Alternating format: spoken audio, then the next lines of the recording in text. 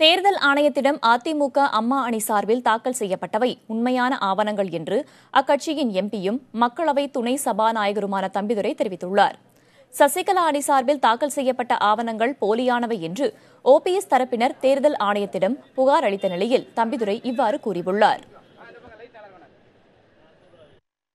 அனைத்து இந்திய அண்ணா திராவிட முன்னேற்ற கழகத்தின் சார்பாக தமிழக முதலமைச்சர் அவர்களும் தலைமை கழகம் சேர்ந்து கொடுக்கப்பட்ட ஆவணங்கள் உண்மையான ஆவணங்கள்.